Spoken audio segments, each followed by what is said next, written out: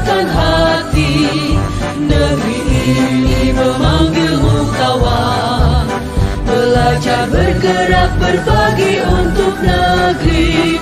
Guru penggerak majukan pendidikan, guru penggerak menghamba pada murid. Kreatif rancang pembelajaran, hargai potensi, tingkatkan prestasi, lahirkan profil pelajar Pancasila. Belajar bergerak berbagi untuk negeri, kita menjalin kolaborasi. Belajar bergerak berbagi untuk negeri, demi bakti pada Ibu Pertiwi.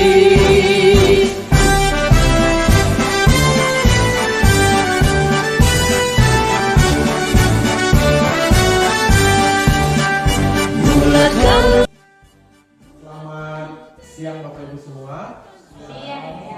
Hari ini saya dan rekan saya Andreas Sutumorang dan rekan saya. Kami adalah calon guru penggerak angkatan 10 Kabupaten Karo. Di sini kami bertugas akan melakukan diseminasi tentang budaya-budaya positif.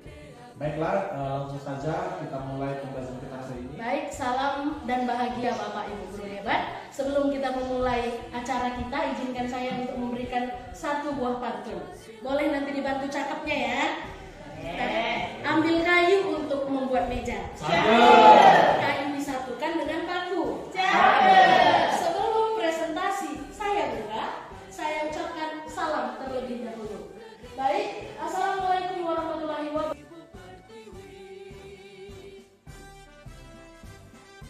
Budaya positif, di mana diseminasi ini merupakan salah satu tugas CGP untuk modul 1.4, di mana kami harus untuk melakukan diseminasi terkait budaya positif untuk kelas maupun di sekolah kita. Nah, agenda yang akan kami lakukan hari ini, pembukaan untuk kompetensi lulusan, capaian umum dan capaian khusus, selanjutnya pemahaman materi, dilanjutkan dengan eksplorasi konsep, dan yang terakhir refleksi. Baik, di dalam boleh nggak tadi Pak? Ini kita juga ada kesepakatan kelas ya Bapak Ibu, di mana nanti kita ada peraturan dilarang untuk merekam kecuali ya untuk yang keperluan CDP, dan ada juga untuk boleh menonaktifkan HP, dan ada juga kesepakatan untuk saling menghargai, di mana boleh bertanya silahkan angkat tangan, dan jika ada teman kita yang bertanya boleh yang lain mendengarkan, begitu juga sebaliknya. Ya, kita harapkan juga kita hadir seutuhnya, di mana menenangkan pikiran, hati dan pikiran, berdamai sejenak semua situasi dalam diri untuk hadir seutuhnya di dalam ruang kelas kita ini. Oke, selanjutnya kami akan melanjutkan dengan ice breaking biar lebih enak gitu ya, biar nggak suntuk, biar nggak ngantuk, berhubung karena ini sudah siang. Saya serahkan kepada Bapak Andreas Sutumorang. Oke, baik, terima kasih. Nah, sebelum kita masuk ice breaking Bapak Ibu, di sini saya ada beberapa pertanyaan pemantik. Ini saya mau tanya dulu Bapak Ibu, setuju atau tidak setuju ya? Nah, pertanyaan nomor 1, apakah Bapak Ibu setuju hukuman dapat mendisiplinkan anak? Yang setuju coba angkat Bapak Ibu. Oke, setuju. Yang tidak setuju? Oke, berarti semua setuju ya? Oke, setuju. Ini dulu hukumannya ya. Oke, nomor 2, apakah Bapak Ibu setuju? Kami akan membawakan 6 topik pembelajaran ini. Yang pertama disiplin positif dengan nilai-nilai kebajikan, teori motivasi, hukuman penghargaan dan restitusi. Yang kedua keyakinan kelas, kebutuhan dasar manusia, posisi kontrol, dan segitiga restitusi. Nah, oke, pertama kita masuk dulu ke disiplin positif dan nilai-nilai kebajikan universal. Nah, ini kita main ice breaking dulu ya Bapak Ibu ya. Siapa yang bantu? Itu ya. Oke, nah ice breakingnya Bapak Ibu kan sudah dapat semua sticky note, sudah dapat semua? Oke. Berapa dapat? 2? 1. Oke. Boleh diisi di sticky note-nya, boleh juga di kertas yang dibagikan tadi. Semua udah dapat? Ada yang belum dapat? Yang belum dapat kertas?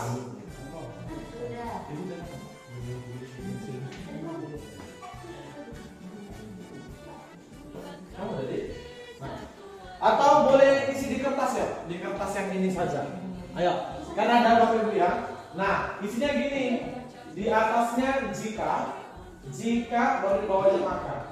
Misalnya gini, jika hari ini cerah, maka saya akan pergi ke ladang gitu. Nah, jika saya kaya raya, maka saya akan membeli emas gitu. Terserah Bapak Ibu. Jika bla bla bla, maka bla bla bla. Oke. Ya Bapak Ibu? Iya, boleh. Jika saya lapar, maka saya akan makan. Boleh. Boleh, terserah ya. Iya. Jika ini, maka Jikanya di atas, makanya terserah Bapak Ibu mau Kalau berapa. makannya di bawah. Iya. Boleh. Jika saya lapar, Misalnya jika saya cantik, maka saya akan jadi artis. Gitu boleh. Terserah Bapak Ibu. Baik. Nah, jika sudah Bapak Ibu, di sini nanti saya akan memanggil 2 orang peserta. Satu membacakan jikanya, satu lagi membacakan makanya. Maka akan kita dengarlah apa kesimpulan yang terjadi. Oke? Nah, saya contohkan. Jikanya dari Pak Arijona, makanya nanti dari Bu Mustika. Coba Pak, silakan Pak.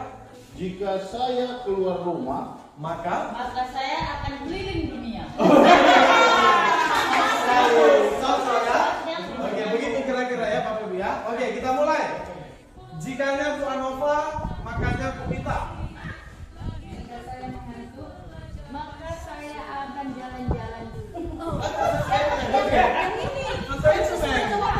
Sesuai Maka makanya. saya enggak. Apa Sesuai nyambung? nyambung. Jika Makanya lucu. Jika saya mengantuk, maka saya akan melakukannya. Iya. Oke, kita mulai lagi. Jikanya Bu Mustika, makanya Pak Pino. Jikanya Mustika, makanya Pak Pino. Jika saya punya uang 5 miliar, Maka Bapak mesti itu Pak. Maka ya, ini Pak. Maka saya makan. ini maka saya.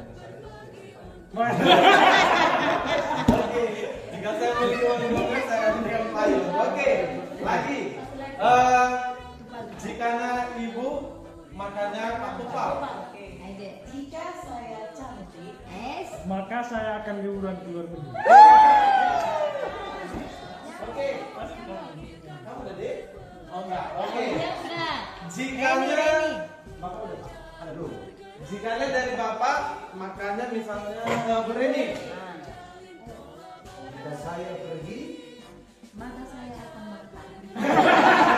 cocok ya. Oke, satu lagi. Tadi siapa yang kamu jika tadi? Jika maka Jika. satu Pak. Oke, Pak Tumpal dengan Ibu MT. Ibu mau jika atau makannya Bu? Jika, makannya. Udah makan. Udah, oh, Jika berarti kamu makan. jikanya Ibu makannya Bu. Jika saya kaya, Maka Ibu apa sih? Di situ tulisannya.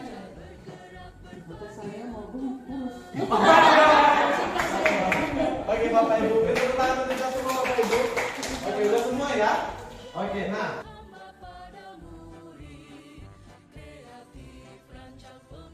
Oke, baik Bapak Ibu, mari kita lanjutkan ya Bapak Ibu ya.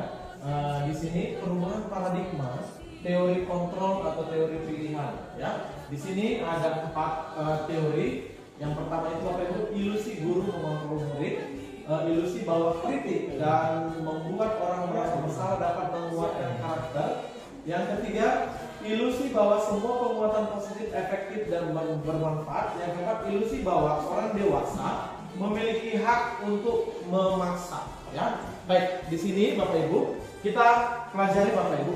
Apa itu ilusi guru mengontrol murid? Nah, ilusi guru mengontrol murid pada dasarnya kita tidak dapat memaksa murid untuk berbuat sesuatu jikalau murid tersebut memilih untuk tidak melakukannya, ya. Nah, jadi sini walaupun tampaknya guru sedang mengontrol perilaku murid, hal demikian tidaklah terjadi karena murid sedang mengizinkan dirinya dikontrol. Jadi di sini Bapak Ibu, ilusi guru mengontrol murid ini bahwasannya siswa itu sebenarnya tidak mau melakukan itu.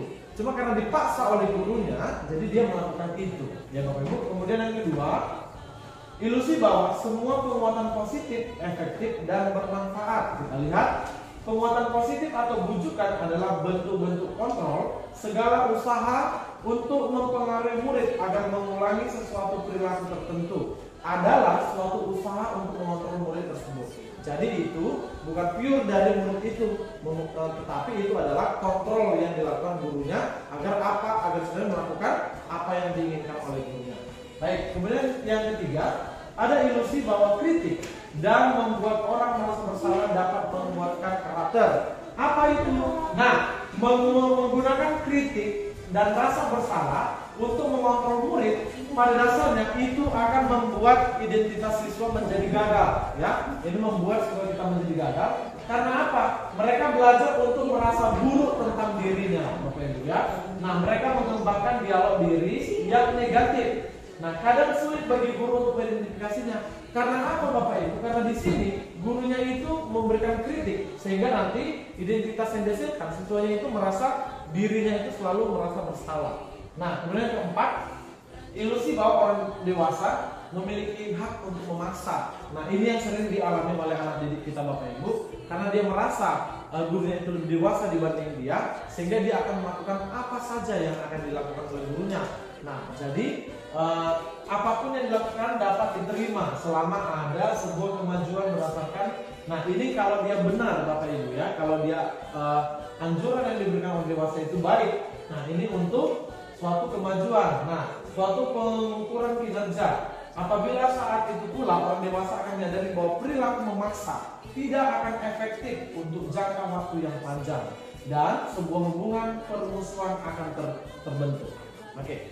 Kemudian, nah, silakan Bapak Ibu, di sini ada beberapa stimulasi respon, ya. Nah, teori kontrolnya itu kita berusaha memahami pandangan orang lain, semua perilaku memiliki tujuan sampai seterusnya. Yuk, mari kita lihat Bapak Ibu. Mari kita lihat jawaban Bapak Ibu. Nah, di sini perubahan paradigma stimulus tadi. Nah, bagaimana Bapak Ibu? Siapa sesungguhnya yang memiliki kontrol itu? Apakah siswanya, apakah gurunya, apakah kita, apakah orang lain? Nah, stimulus respon, ya, ini kita mencoba mengubah orang agar berpandangan sama dengan kita. Namun, apa harusnya kontrol yang dari diri kita? Ini kita sendiri dulu, Bapak Ibu. Kita berusaha memahami pandangan orang lain tentang dunia, sehingga kita bisa kita akan selaras dengan stimulasi respon ini. Nah, kemudian yang kedua, teori kontrolnya semua perilaku memiliki tujuan. Nah, semua kontrolnya apa? Perilaku buruk dilihat sebagai suatu kesalahan. Nah, perilaku buruk dilihat sebagai suatu kesalahan. Nah, kontrolnya itu apa? Semua perilaku itu ada tujuannya, ada maksudnya. Jadi nggak selamanya tujuan itu salah. Kemudian orang lain bisa mengontrol saya. Nah, kita mengatakan orang lain bisa mengontrol saya. Nyatanya apa? Hanya kita lah yang bisa mengontrol diri kita sendiri. Saya bisa mengontrol orang lain. Nyatanya apa? Anda tidak bisa mengontrol orang lain. Bahwasanya kebebasan itu dimiliki oleh setiap orang. Pemaksaan ada pada saat bujukan gagal. Pemaksaan ada pada saat bujukan yang gagal. Nah, teorinya apa? Kolaborasi dan konsekuensi menciptakan pilihan-pilihan yang terbaru. Model berpikir menang kalah. Nah, teorinya apa? Model berpikir menang-menang. Jadi kita berpikir jangan ada yang menang, ada yang kalah. Ada yang kalahnya kita berpikir lebih baik dua-duanya dimenangkan.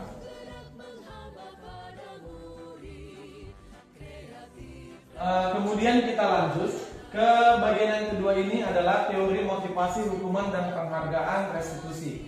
Nah, di sini Bapak Ibu kita akan dijelaskan teori motivasi perilaku manusia. Nah, manusia itu melakukan motivasi itu sebenarnya Bapak Ibu dengan 3 teori ini. Sebelumnya saya tanya Bapak Ibu melakukan sesuatu itu gara-gara apa? Satu, keinginan diri sendiri, itu bagus sekali. Kedua, kewajiban. Yang ketiga, pasti menghindari hukuman, ya Bapak Ibu, ya. Iya. Nah, itulah salah satu alasan kita melakukan motivasi kita melakukan suatu hal. Nah, di sini ada 3 teori motivasi. Yang pertama itu untuk menghindari ketidaknyamanan atau hukuman apa yang akan terjadi apabila saya tidak melakukannya.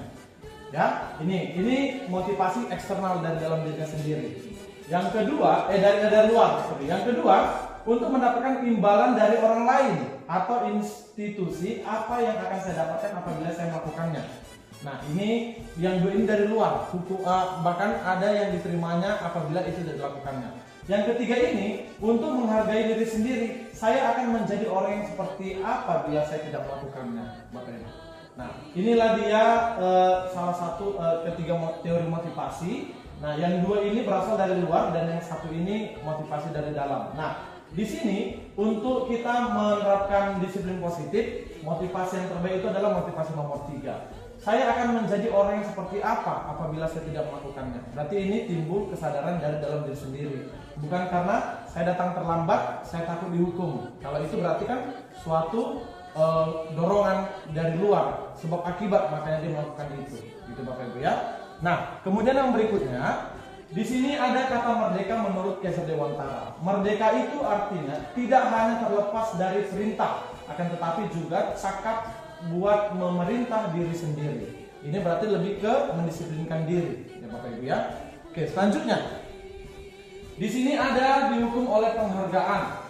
Bahwa penghargaan berlaku sama dengan hukuman dalam arti meminta atau membujuk seorang melakukan sesuatu untuk memenuhi suatu tujuan tertentu. Untuk orang meminta melakukan dorongannya dan akan ada faktor ketergantungan. Nah, ini adalah dampak dari pemberian penghargaan Bapak Ibu ya. Ini dia. Sebenarnya memberikan penghargaan itu sebenarnya itu sedang menghukum sebenarnya. Ini dia Bapak Ibu. Pengaruh jangka pendek dan jangka panjang. Kemudian penghargaan yang menghukum, penghargaan mengurangi ketepatan, penghargaan tidak efektif, penghargaan merusak hubungan. Nah, contoh Bapak Ibu, saya ambil ini penghargaan merusak hubungan. Dalam kita melakukan pembelajaran di sekolah, mungkin kita sering nih Bapak Ibu. Ayo, siapa yang bisa menjawab? Bapak kasih 3 pulpen, gitu kan? Pulpennya cuma ada 3. Nah, kadang kita siswa itu kadang termotivasi. Ternyata temannya itu mau minta diajari, terakhir dia sama dulu lah, kami mau cepat ini gitu. Nah, jadi seakan-akan penghargaan itu merusak hubungan antara satu siswa dan siswa yang lain, sehingga dia tidak tulus lagi untuk membantu temannya, gitu ya Bapak Ibu ya. Inilah dia beberapa. Kemudian selanjutnya ini penghargaan menurunkan kualitas dia Bapak Ibu. Jadi gini, kualitas mematikan kreativitas dan penghargaan mengurangi motivasi intrinsik. Nah, di mana dia ini mematikan kualitas dan kreativitas? Misalnya gini Bapak Ibu, saya kasih satu bahan, tapi maunya saya bahan ini jadinya seperti ini, gitu. Jadi siswa itu hanya berpatokan yang ini harus jadi yang seperti dibilang Bapak itu, sehingga nanti yang aturannya dia bisa berkreativitas, dia nggak bisa lagi berkreativitas. Dia hanya mengikuti rel yang akan diminta gurunya. Supaya apa? Supaya saya dapat suatu reward gitu. Sehingga dari modul ini memberikan penghargaan itu bukan suatu hal yang baik Bapak Ibu. Apa dia? Misal gini, kemarin saya perhatikan rasa empatimu besar sekali pada saat menolong murid baru di kelas kita. Nah, ini beberapa ucapan-ucapan yang bisa Bapak Ibu terapkan dalam di sekolah ketika ingin memberikan pujian atau apresiasi kepada siswa kita. Di situ nanti ada pembukaan nilai kebajikannya apa dan situasinya apa. Nah, contoh yang kedua, saya menghargai kepedulianmu pada saat kamu membantu teman-teman tugas di tugas kelompok. Terima kasih untuk rasa tanggung jawabmu pada saat kamu memungut kertas-kertas yang berserakan di lantai. Ya, ini dia Bapak Ibu. Oke. Nah, sekarang Bapak Ibu di sini ada perbedaannya. Ya, jadi tadi hukuman dan reward itu sebenarnya tidak baik dilakukan seorang guru dan itu harus dihindari, memberikan hukuman dan memberikan reward. Nah, di sini ada beberapa tindakan Bapak Ibu ya. Ayo kita klasifikasikan ya Bapak Ibu. Di sini yang pertama, tindakan pertama, mencatat 100 kali di dalam buku kalimat saya tidak akan terlambat lagi karena terlambat ke sekolah.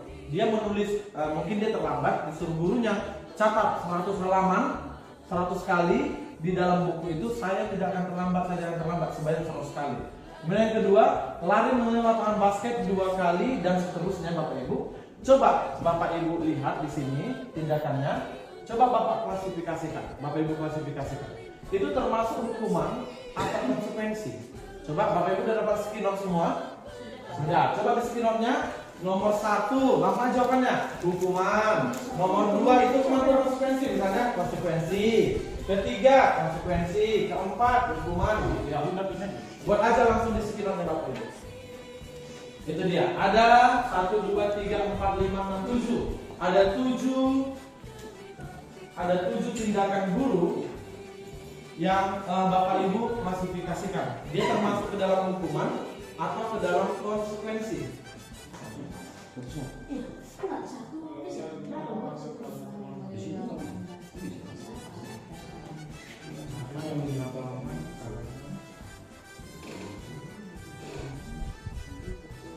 Oke, ya. Bapak Ibu cukup tuliskan nomor 1 itu hukuman, 2 konsekuensi, 3 itu apa gitu ya. Kalau sudah dikatakan Bapak Ibu. Oke. Boleh. Ya. Kasih dia aja H, itu hukuman. H itu konsekuensi. Sedikit yang biar napas.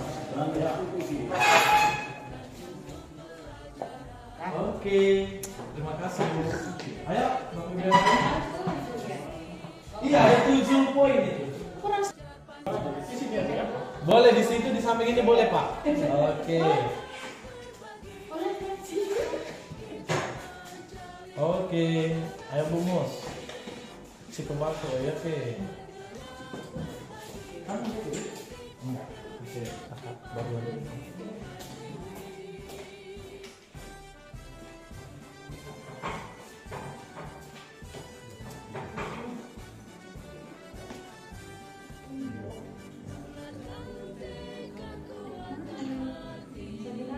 Satu lagi. Ya, seperti ini. Oke. Sudah? Sudah semua. Ayo mari Bu. Ayo Bu. Tempel aja Bu. Coba bantu kayak.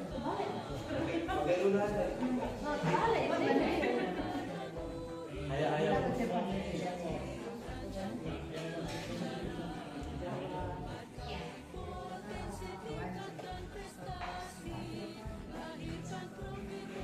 Oke, silakan Bu. Oke. Udah Bu? Ini dia Bapak Ibu, ya. Nomor 1 mencatat 100 kali. Mari kita lihat ya. Ini hukuman. Oke, ini rata-rata hukuman ya. Yang kedua lari di lapangan basket, itu hukuman ya.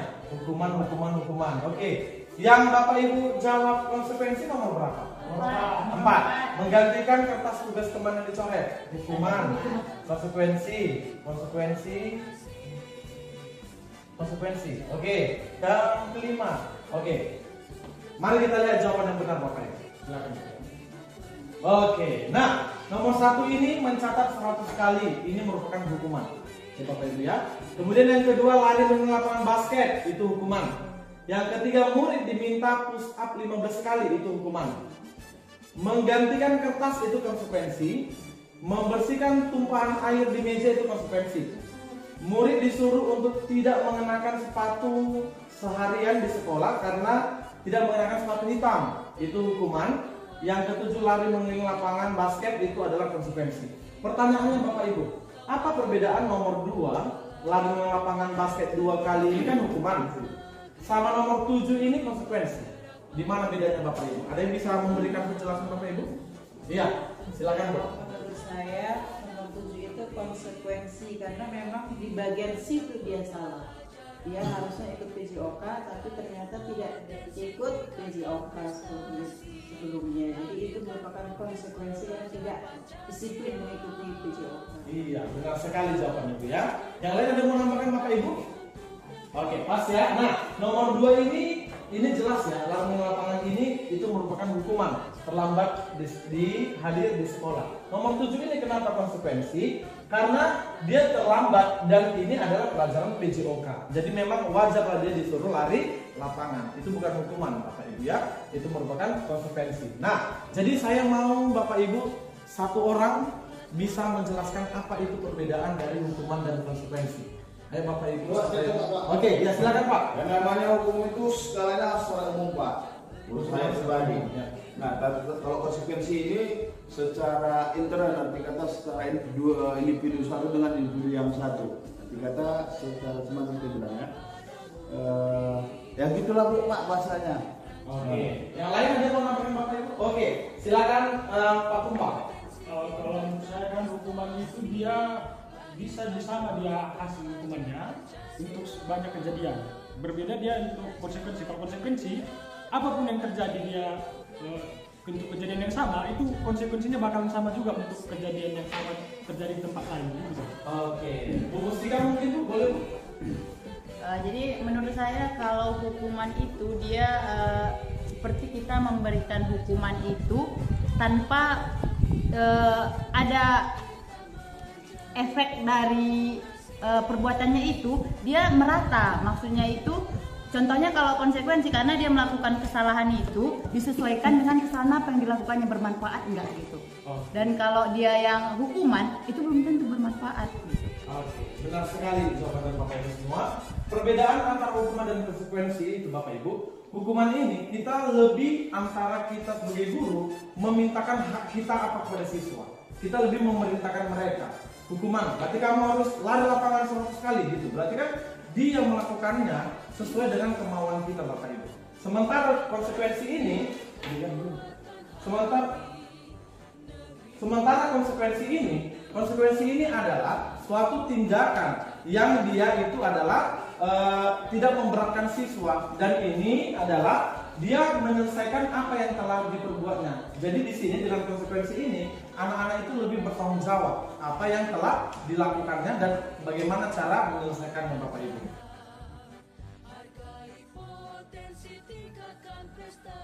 Oke Bapak Ibu, terima kasih untuk kebersamaannya. Nah, kita masih ada di modul 3, eksplorasi konsep tentang keyakinan kelas. Nah, kita lihat, mengapa tidak peraturan saja, mengapa harus keyakinan kelas? Nah, ini Bapak Ibu. Kan kita sering buat peraturan kelas, ya kan? Nah, namun dia lebih baik keyakinan kelas. Apa yang membedakan? Yang pertama, mengapa kita memilih peraturan harus menggunakan helm bila mengendarakan kendaraan roda 2? Pertanyaan yang pertama. Pertanyaan kedua, mengapa kita memiliki peraturan harus datang tepat waktu pada saat mengikuti pelatihan?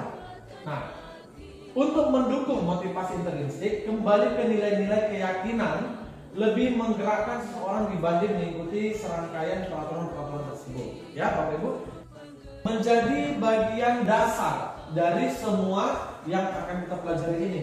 Peraturan kelas itu nanti akan naik menjadi keyakinan kelas. Dari keyakinan kelas ini, apabila dilakukan dengan berkelanjutan, akan menghasilkan namanya lingkungan yang positif. Nah, ketika lingkungan positif ini terus dilaksanakan, sehingga terciptalah suatu budaya yang positif. Oke? Nah. Kemudian di sini, Bapak Ibu.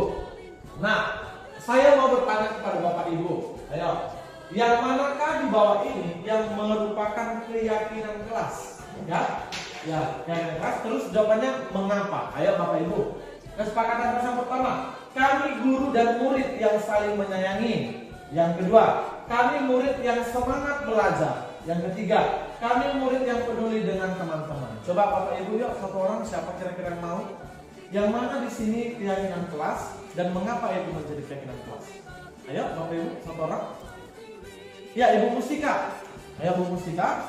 Iya, silakan. Silakan. Yang mana kira-kira di sini yang keyakinan kelas? Dan mengapa?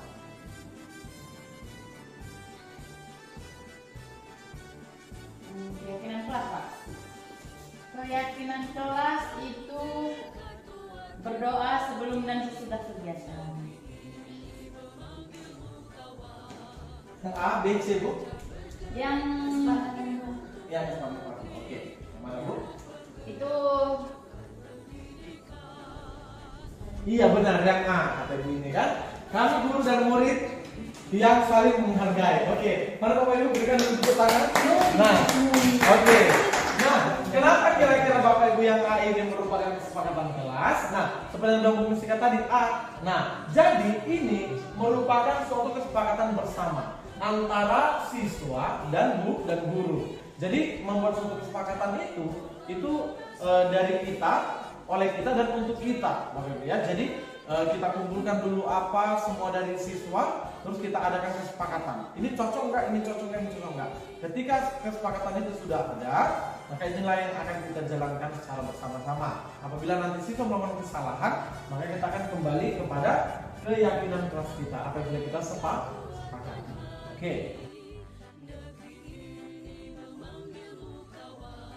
Bapak Ibu, kita akan melanjutkan ke pembelajaran yang keempat, di mana topiknya adalah kebutuhan dasar manusia dan dunia berkualitas. Nah, kebutuhan dasar manusia itu ada 5 Bapak Ibu. Yang pertama, ada bertahan hidup yang menjadi sentral. Baru selanjutnya ada kebutuhan penguasaan, kebutuhan kebebasan, kebutuhan kasih sayang dan rasa diterima, dan yang kelima ada kebutuhan kesenangan. Nah, kalau misalkan ini kebutuhan dasar manusia ini harus kita aplikasikan juga di dalam kelas kita. Nah, misal ada anak kita.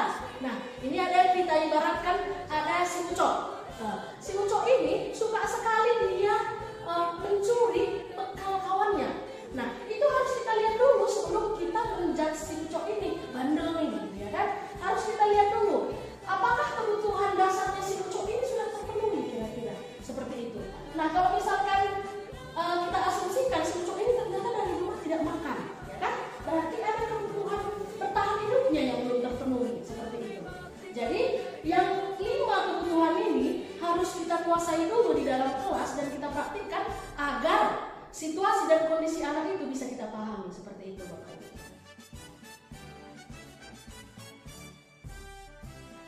Oke, selanjutnya pembelajaran kelima itu adalah 5 posisi kontrol guru yang bisa kita lakukan di dalam kelas. Di mana 5 posisi yang ini adalah, silakan Bapak.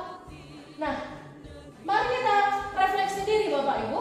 Ada 5 posisi kontrol yang sering kita lakukan di dalam kelas. Nah, kita berada di posisi yang mana sekarang? Yang pertama ada untuk posisi penghukum. Ya, yang kedua ada membuat rasa bersalah. Yang ketiga ada posisi teman, pemantau, dan manajer. Nah, biasanya kalau penghukum, nah guru berbuat bisa menghardik, menunjuk-nunjuk, dan menyakiti, bisa juga menyindir anak. Nah, bisa juga sering berkata, kalau kamu tidak melakukannya, oh kamu saya hukum seperti ini ya. Ya. Dan hasilnya apa? Siswanya itu memberontak, suka menyalahkan orang lain, dan kalau yang takut bisa jadinya dia malas untuk datang ke sekolah. Nah, kalau membuat rasa bersalah itu biasanya dia seharusnya kamu begini, aduh ibu kecewa. Itu kita timbulkan rasa bersalah di dalam hatinya. Biasanya dia akan merasa seperti aduh aku gagal.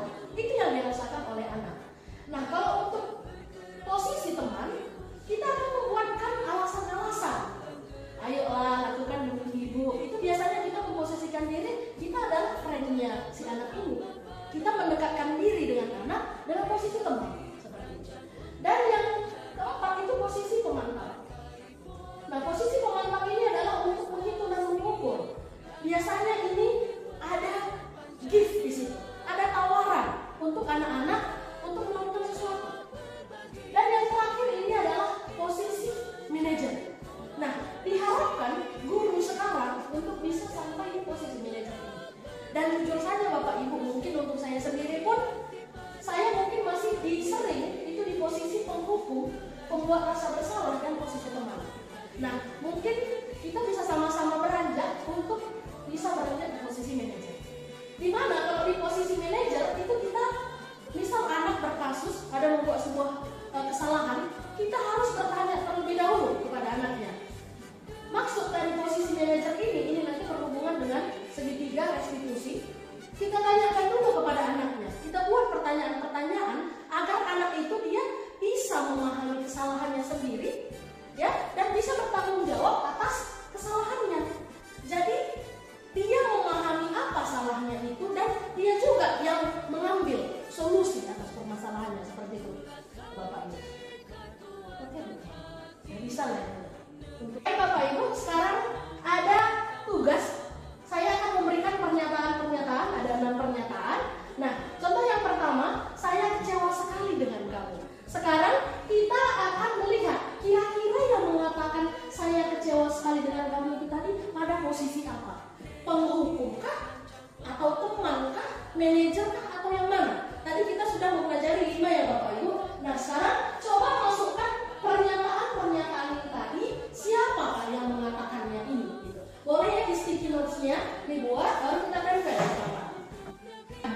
Penghukum, pembuat rasa bersalah, ya. 5. Pemantau, manajer. Udah soalnya. Udah? Nah, Soal.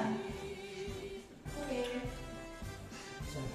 Kecewa, merasa bersalah. Kamu tidak pernah benar melakukannya. Itu membuat merasa bersalah. Maka kedua,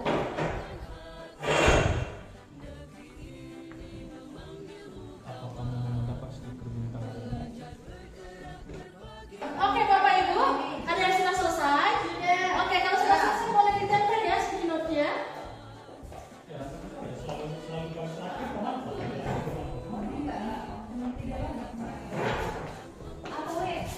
apa kamu mendapat hari ini?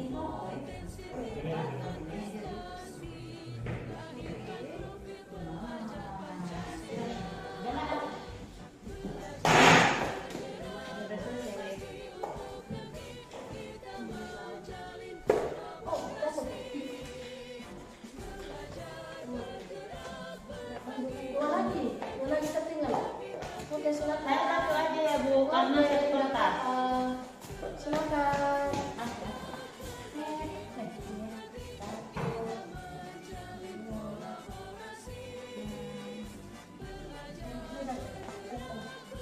Pak jangan syuting Pak.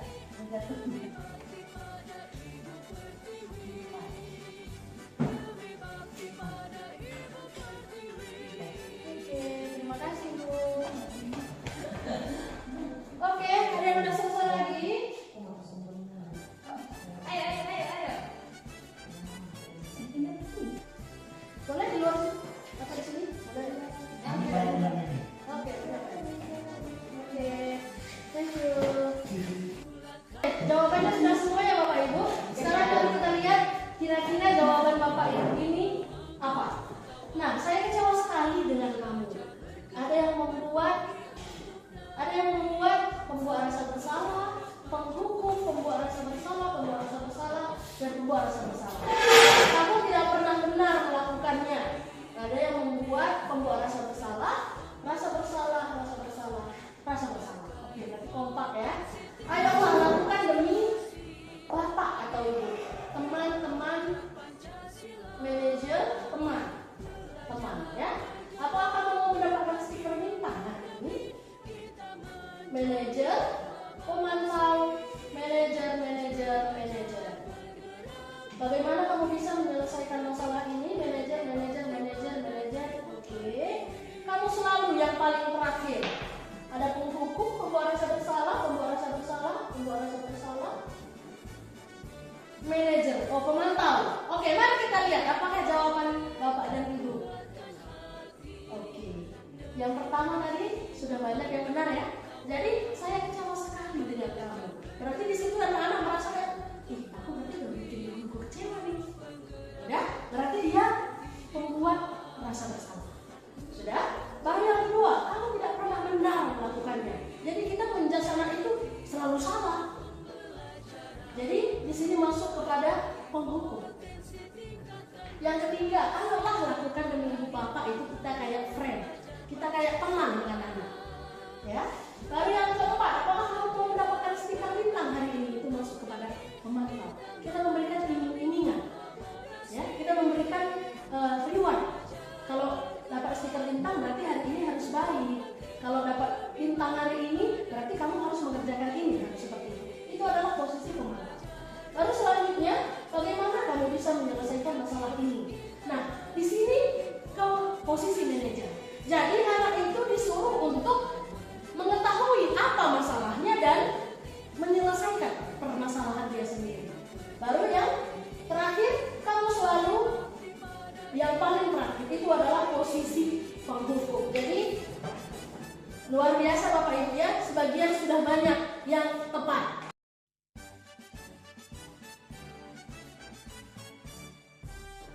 Oke Bapak Ibu, ini yang paling ditunggu-tunggu, ini adalah topik terakhir ya. Topik terakhir kita adalah segitiga restitusi. Silakan next Pak.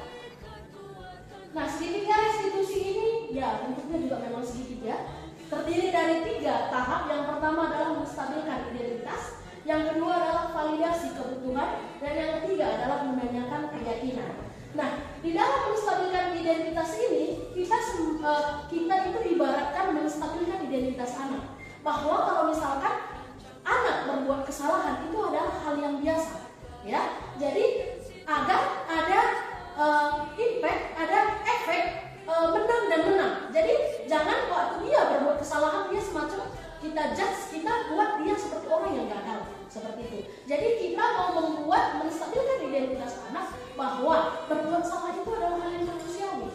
Jadi biar anak tidak merasa jatuh seperti itu, tapi dia mengetahui apa salahnya dan terakhirnya nanti bisa untuk mengambil solusi atas apa tindakannya. Nah, yang kedua mohon maaf adalah validasi kebutuhan. Nah, tanyakan mengapa dia melakukan tindakan itu, mengapa dia melakukan sesuatu, ya. Misal ada berantem, kenapa dia berantem, apa alasannya, seperti itu. Lalu yang terakhir adalah menanyakan keyakinan. Nah, tadi kita sudah mempelajari bahwa ada keyakinan kelas yang kita sepakati. Nah, di sini kita pertanyakan keyakinan yang mana yang sudah dilanggar dia, ya, keyakinan yang mana yang dilanggar dia dari tindakannya itu. Nah, kita mengajukan pertanyaan agar anak sendiri yang bisa melihat keyakinan yang mana yang sudah dilanggarnya. Jadi bukan kita yang langsung tegas, oh kamu tadi berantem berarti kamu seperti ini. Tetapi bisa tadi dia berkelahi. Kita tanyakan keyakinan yang mana yang sudah kamu langgar. Nah, misal dia akan menjawab tidak menghormati temanmu seperti itu. Dan kita akan menanyakan solusi di sini. Kira-kira dia mau berubah? Apa hal yang dilakukannya untuk dia bisa berubah seperti di sini yang kita tanyakan seperti itu. Nah, di sini di menstabilkan identitas ini guru bisa berkata berbuat salah itu hal yang manusiawi agar dia tidak merasa jatuh, ya. Tidak ada manusia yang sempurna, manusia sering berbuat salah. Nah, bapak dan ibu juga bisa berbuat salah seperti itu, dan kita pasti bisa menyelesaikan permasalahan ini dan yang lainnya. Dari mana tujuan menstabilkan identitas ini adalah untuk membuat anak yang merasa gagal tadi dan berbuat salah menjadi positif seperti itu. Next slide. Nah, yang selanjutnya adalah validasi kebutuhan, di mana di sini guru bisa berkata, kamu bisa saja kan melakukan hal yang lebih buruk, tapi kamu tidak melakukannya. Kamu pasti punya alasan mengapa kamu melakukan hal tersebut. Apa yang penting bagi kamu? Nah, kamu boleh tetap berusaha menjaga sikap itu, tapi tambahkan sikap yang lain, yang baru. Dan ada lagi, nah tujuannya apa? Agar membantu murid mengenali basic atau kebutuhan dasarnya yang ingin dipenuhi dia tadi. Dimana tadi ada 5 ya Bapak Ibu. Nah, pada dasarnya setiap tindakan manusia tujuannya adalah memenuhi kebutuhan itu. Mau dia penguasaan, kebebasan, kasih sayang, atau rasa diterima, kesenangan, dan bertahan hidup. Dan yang terakhir adalah silakan Kak, menanyakan keyakinan. Dimana di sini berkata apa nilai yang kita percaya di kelas. Karena tadi kita sudah belajar tentang keyakinan kelas ya Bapak Ibu. Dan nilai-nilai universal apa yang sudah kita sepakati. Dan kelas ideal itu seperti apa sih? Tanyakan keyakinan dia. Menurut dia seperti apa yang bagusnya? Seperti itu. Nah, tujuannya di mana? Agar anak bisa melihat kesalahannya dari keyakinan dan hal yang dia lakukan, dari tindakan yang dia lakukan dengan keyakinan yang kita sepakati bersama. Seperti itu Bapak Ibu.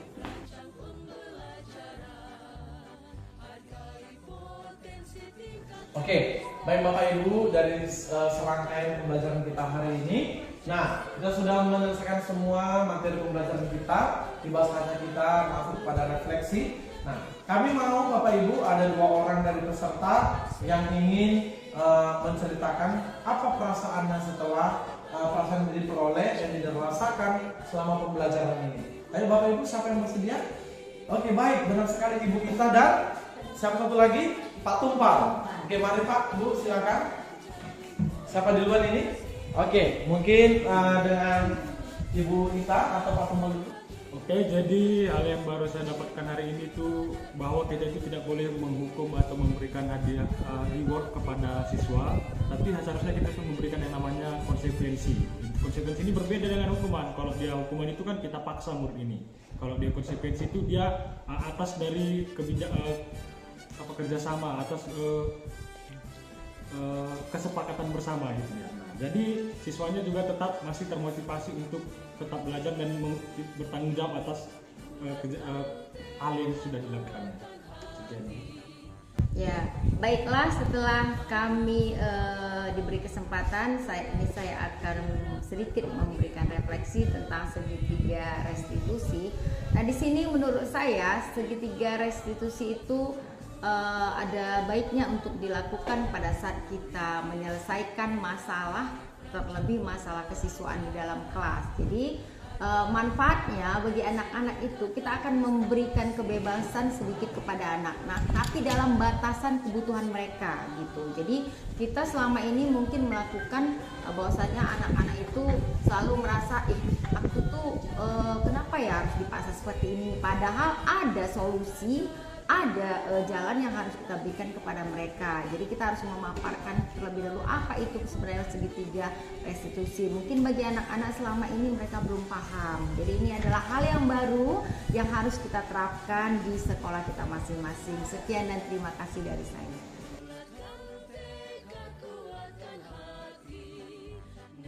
Bapak Ibu, demikianlah presentasi kami mengenai modul budaya positif. Salam dan